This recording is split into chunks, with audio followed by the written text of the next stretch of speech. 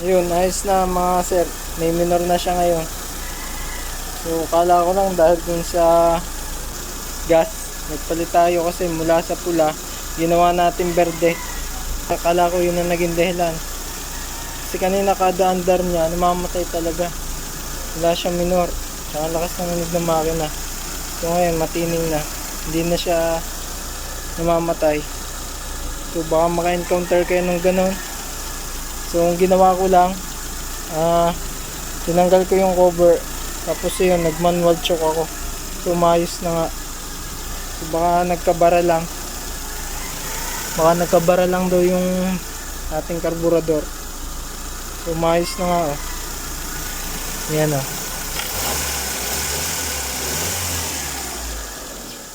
So yun lang.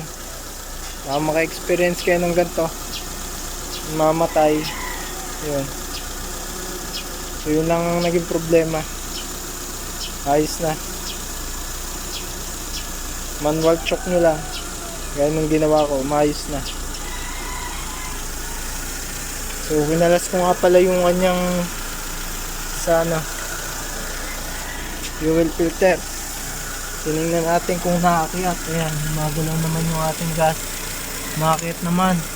Tapos ito, binaklas din natin. Tingnan natin kung may supply. Meron naman. So yun ang ginawa ko. Binaklas ko itong cover niya. Tapos minanwal choke natin habang naandar. Nirib natin.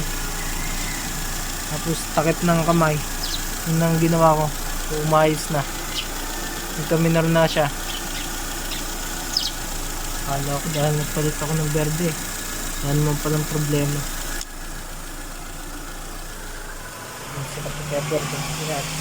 Nabit na yung kanyang tamang init ng makina. Nag-automatic na yung ating fan. So ayos na to.